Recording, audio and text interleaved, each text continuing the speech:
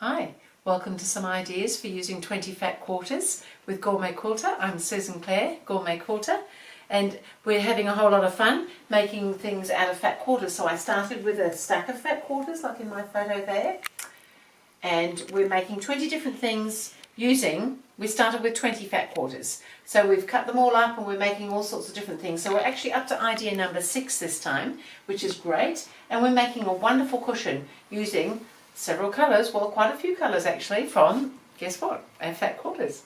So in part 1 we cut up our fat quarters, I showed you how to do all that, and we labelled everything so that we've got these little stacks of 20 different fabrics, all from the same 20 fat quarters, and we're just using them throughout for the different projects. So everything's labelled so that when we get to the right one we know which one we're using.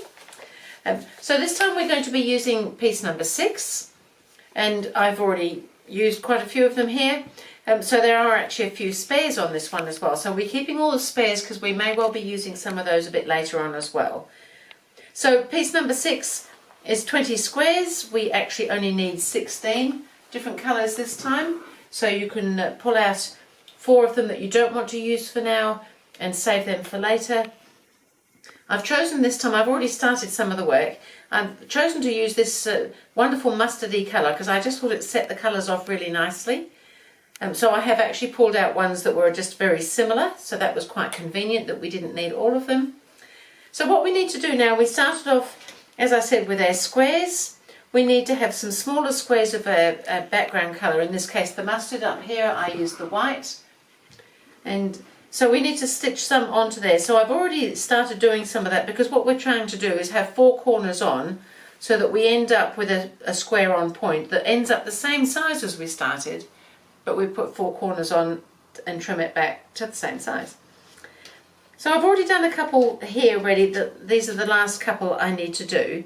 So I've put them on 2 opposite corners, and I've done a stitching line from point to point on the 2 opposite squares. So we need to trim those now, and then we're just going to press them, and then we need to put the other 2 on. It's easier to work in opposites rather than going all the way round.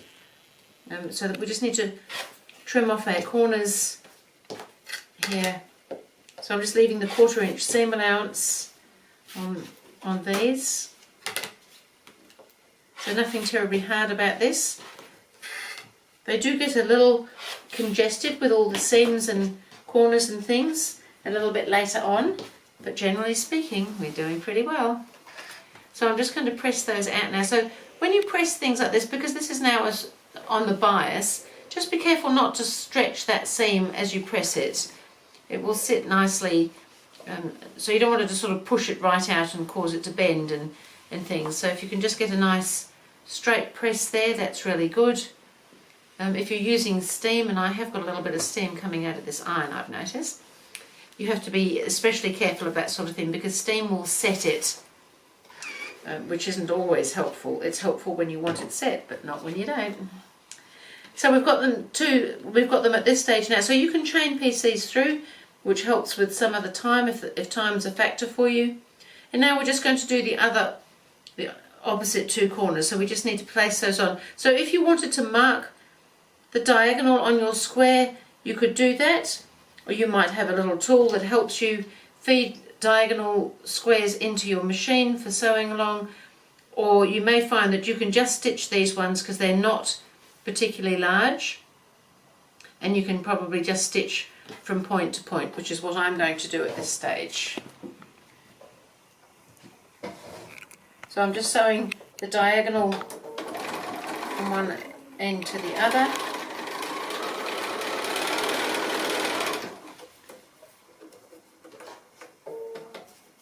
That is on, good. And then, so as I said, I can just chain piece them, so I can just feed the next one in. So these will overlap a little at the corners, and you want them to do that because that gives us our little seam allowance area so that the point will hopefully match at the seams.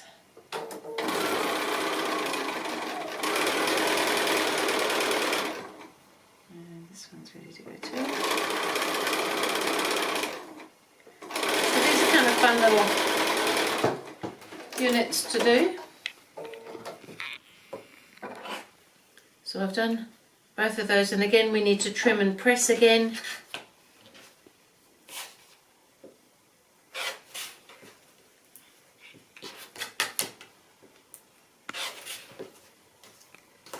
And then we'll need to get them all stitched together.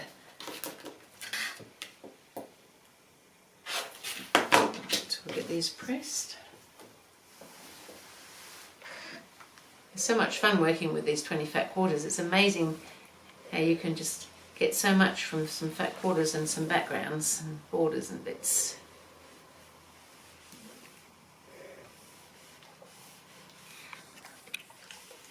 So in general they should come out pretty square, pretty much as we started out in the way of the size and everything.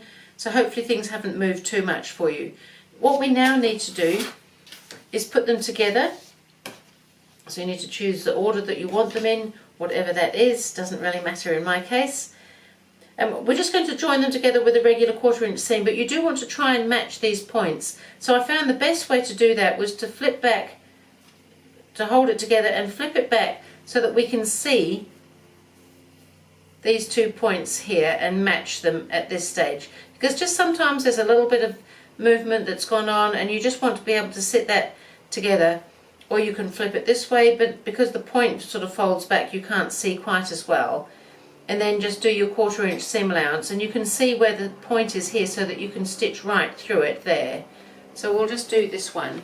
Hope that it comes out right. So go right through that point.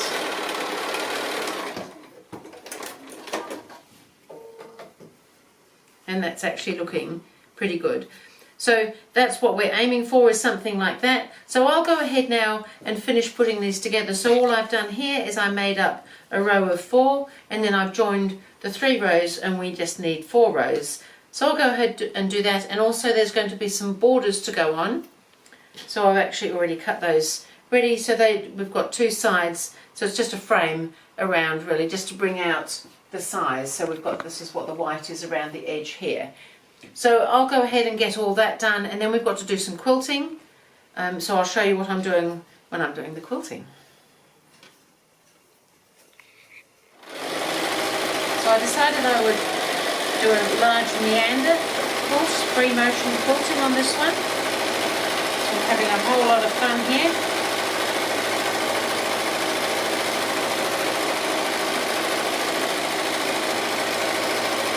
So I'm keeping the meandering quite large.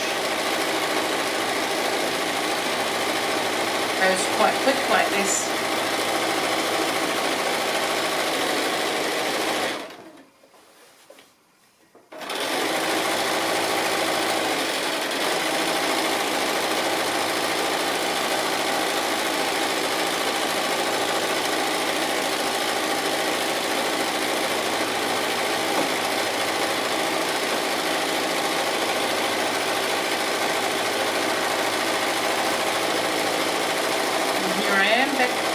Where I started.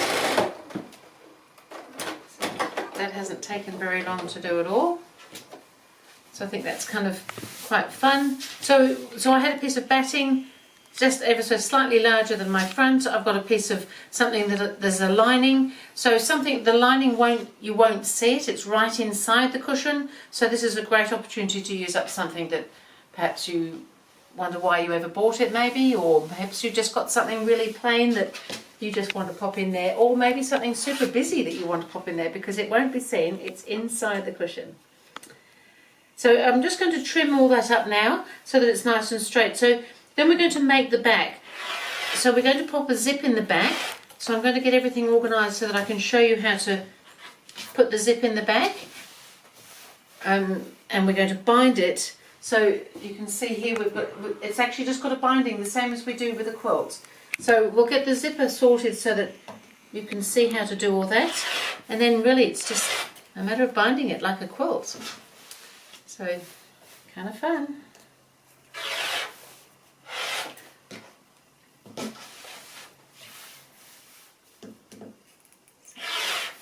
So that's all trimmed up now, nice and square.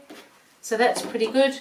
So the pattern will tell you what size to cut everything, but I've got my backing pieces here. I've got a zip. So you want a zip that's a bit longer than you think you need, and we'll trim it down. It's easier if it's a little bit longer. I'm going to bind it with a little black and white stripe again, and I'm doing the dark backing. So that was it for the front. So I'll get all organised now so that I can show you how to put the zip in the back. So we're going to put I should take this down. We're going to put a zipper in the back part of the cushion, and I'm suggesting that we put it not in the middle. You can put it in the middle if you want to. I like to put mine more or less to one side. So we've got a zipper opening here, and so I'm going to show you how we're going to do that. I'll pin this up out of the way again, hopefully. So what we're going to do, so what we need is some fabric that's larger. We're not putting any batting in the backing, we're just having fabric, but double fabric. So you want it to be a little bit wider than the cushion is, so that there's a little bit of room to play that way. And the pattern actually tells you what size to cut for this one. And we're using it double. So I've got the fold, and the fold is where the zipper's going to go. So we want to open this piece out with the right side up. And so you want to press that fold in because you need to know where that fold is. And then the smaller piece at the lower end of the cushion back, same thing, you want it the same width. And we want that pressed and folded in half as well, again, because that's going to be where the zipper teeth go. So we need to know where that fold is because we want to line these two pieces up on that fold. So right sides together and lined up with the fold. Probably put it together like this with it still folded, and then you can open that out. And then we need to know where that fold is. So if you can't quite see the fold because we're going to be stitching along there, then we might mark it, and I think I will anyway, but we need to make another marking as well. We need to mark, so I've just got a yellow mechanical marker here. We need to mark in from the edge a couple of inches because that's where the zipper is going to start and stop. So we'll come in two, so this is my fold line here. I just want to know where that 2-inch mark is at this end, and I want to know where that 2-inch mark is at this end. And so then if you can't quite see to stitch on that fold, because often it's quite hard when you're actually there, then I suggest you mark that line now as well, so that just a little extra so that you can see, because we do need to know where that line is. Come right out to the ends with the marking. So I'm not sure whether you can see that, but I can now see that a whole lot better. I know that that's 2 inches from the edge. I can see my line all the way along, and I know that that's 2 inches from this edge. And so what we're going to do is go to the sewing machine and stitch that line. So we're just going to start with a regular stitch up to this first 2-inch mark, and then we're going to do a little back stitch, but don't take it out of the machine. And then we're going to lengthen a stitch as long as your machine will let you go, because it's like a basting stitch then, all the way up to this next 2-inch mark, and again a little back stitch, and then regular size just for that last bit at the end there. So we'll go to the machine and we'll do that so that you can see what I mean. So I've just got my regular 2.5 standard stitch length on at the moment, and I'm just going to stitch up to that first 2-inch mark, and I'm going to do a little back stitch, and then I'm just going to lengthen my stitch now all the way up. This goes up to 6, so that's where I'm going to go, and it's just going to take giant stitches all the way along that line now.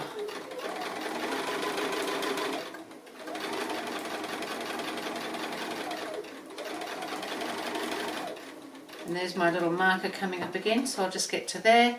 And now I'm going to bring my stitch length back down to the 2.5 again. And I'll do a little back stitch. And then just continue that seam out to the edge.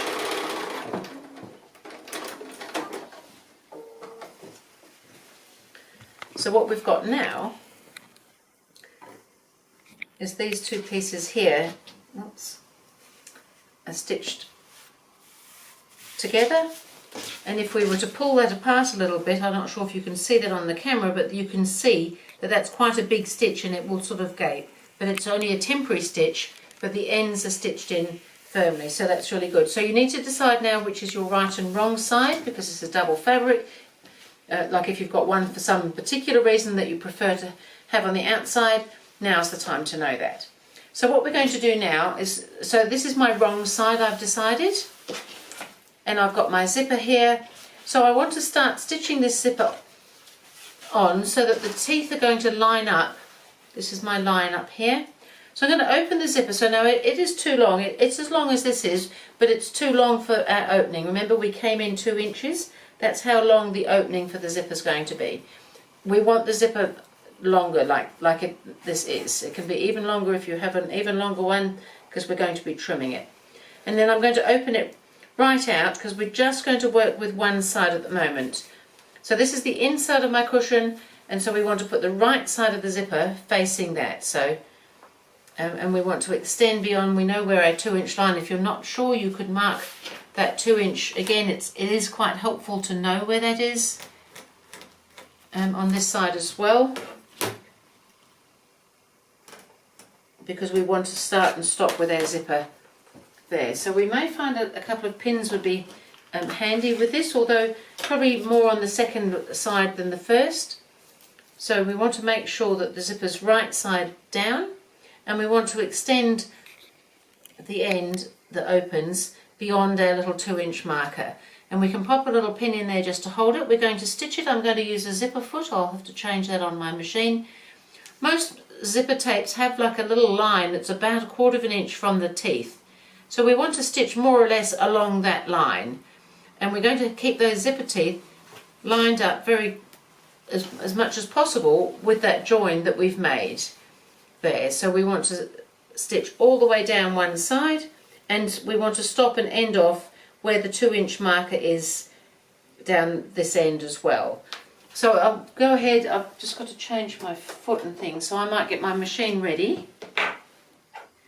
So I'm just starting off now. I'm at my 2-inch marker there, and so I've got my zipper foot on. I've just got a regular stitch length, just doing a little back stitch at the start there, and I've moved my needle across just a little bit to mostly, because you need to do that when you put the zipper foot on so that it's in the right place. And I'm hoping to stitch, as I said, along that line or close to it that's in the zipper tape. And we just want to go all the way, keeping these zipper teeth next to this join that we made here. So we're staying approximately 1/4 inch away from those zipper teeth.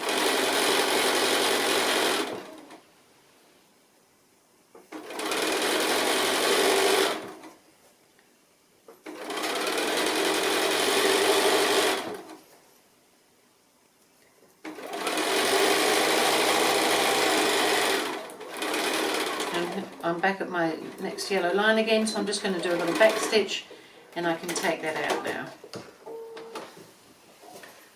So that's all looking pretty good. So what we want to do now is we want to bring this, so the zipper pull is facing down, but we want to leave the zipper open. It's actually easier to stitch this on with the zipper open, because again you can see that line, but you want to make sure that it's in the right place, that we haven't sort of pulled the zipper all askew or anything like that. So that's where a pin may be helpful, but we're probably going to start stitching from here, so that'll probably work quite well.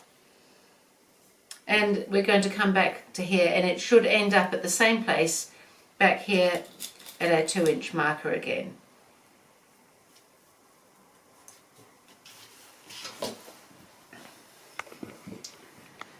So I'm going to come in and just start at opposite where I was finished the last side. So this should all sit quite nicely like this.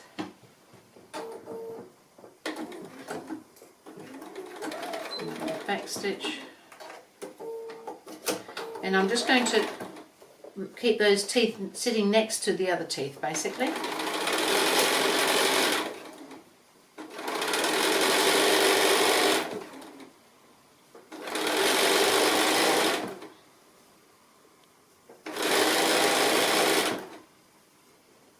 We've nearly done a zipper already. How amazing is that?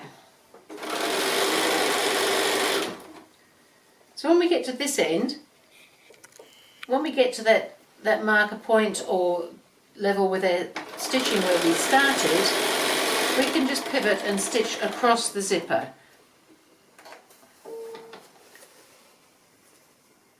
Because what we need to do is hold that zipper end together, and so if we just do it across there and then come back on yourself a little bit as well and go across again, just to make sure that the zipper itself is nice and secure.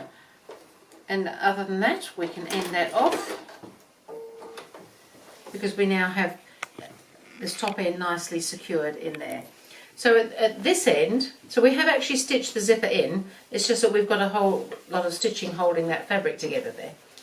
So we just want to push this zipper pull, this is probably the fiddliest part of all, to try and get the zipper pull so that it's sitting inside there. But what we then can do is, if you've got a little seam ripper, is start just unpicking those giant stitches that we did up the middle there.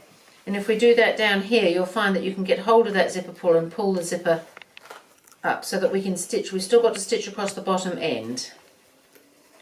So if we can get down close and bring that pull in there, we can get hold of it here so that we can stitch now.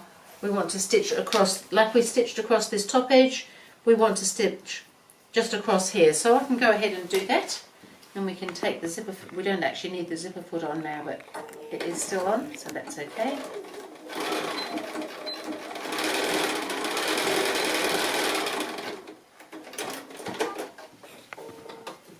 And then we've just got to finish pulling all this apart where we did that extra long stitching, and just pull out all those threads and things. So I'll go ahead and get some of this done and then show you what we're going to do next. So I've finished the zipper, I've tidied up all those little threads, I undid all that long stitching, and it just means you've got to pull out all the little bits, and I think I've got them, and then one always pops up and there's another one there now. So that zipper's looking pretty good there, so we can actually trim away these bits here because we did a nice little back stitching over the ends there, so we can get rid of all that excess. We don't want that in the way. At both ends we can do that.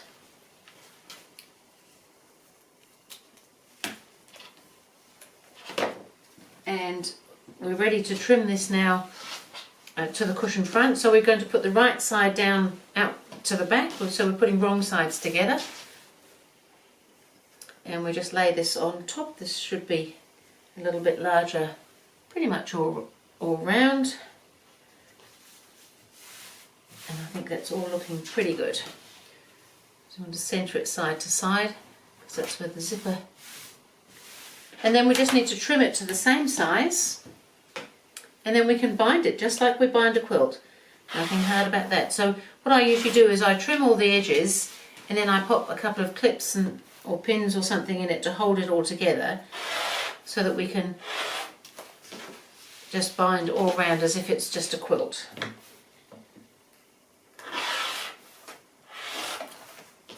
Oops, just a bit there.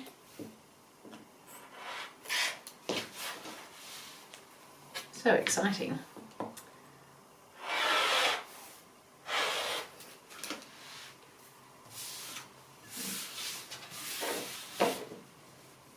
So I've just got some of these little clips. I find that they work really well. Just a couple on each side maybe, just to hold it all together because we don't want it to be moving. But it doesn't really need much more than that.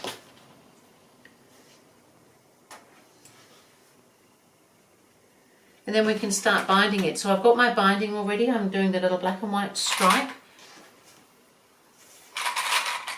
because I like black and white stripe.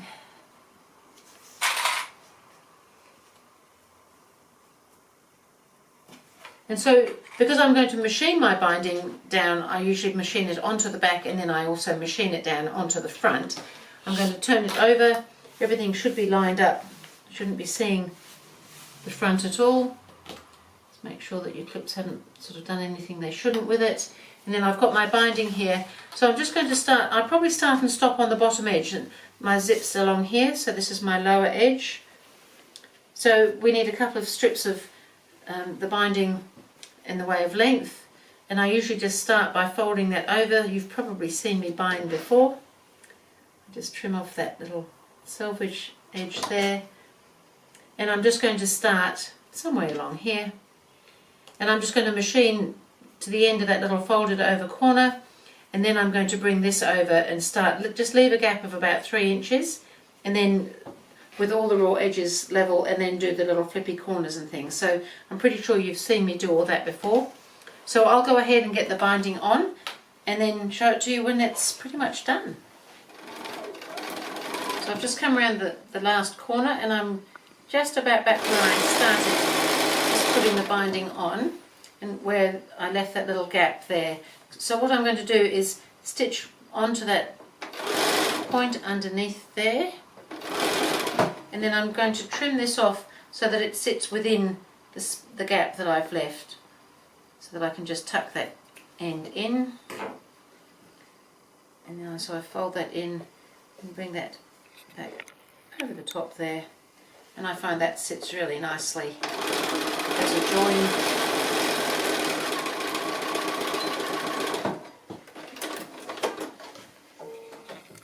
And so I did the little mitered folding at the corners, so that when I flip that over, I get a nice little mitre on this side when I stitch it around. So what I'm going to do now is do that stitching. So I'm just going to flip that over, and it doesn't really matter where you start for this part of it at all. You can just start anywhere. Now you are going to see a little bit of it. If you do this sort of binding, you most likely will see just a little bit of the back of this line that I'm doing now. So you want to make sure that your thread matches your backing fabric. Same on a quilt, you can see a little line of stitching just near the binding, and for me that's not a problem. I don't usually go looking for lines of sewing like that. So I'm just going to come up and flip the corner here, so I just bring it up fairly close with that fold coming straight down, and then I can fold that over, and then I just get this really nice mitre here. And then I pop the needle into the one coming around this side, so that I can leave the needle down and flip that around. You've probably seen me do all of this before. And then I'm just going to keep going all the way around back to where I started, and so I will show you when I get to the other end. So I've done all the binding, it's looking pretty good. There is a little tiny line of stitching just nearby, but you don't really notice it unless you, like I said, unless you really go looking for it. So I'm going to pop the insert in, so I'm just using a ready-made cushion insert. And I found that you often want one that fills the cushion out nicely. When we've done a little bit of quilting on the front, that takes up some of the space that an insert might otherwise fill as well. And just push it right down into those corners, and then up into these ones, and give it a bit of a plomp around. Make sure those corners are sitting in nicely. Usually a good little toss the pillow helps a little bit, move everything so it settles in. So that's all sitting nicely there. So here we have a pair of cushions, and they match partly because they're similar design, but really the black and white binding pretty much does it all. We've got a nice bright red on the back of that one, and we've got the dark on that one. I think they work actually really well together. So that was a fun little cushion idea, just again using our fat quarters. So we've got quite a few of the colours from the fat quarters in the cushion, and that was idea number 6, and I will see you again with fat quarter idea number 7.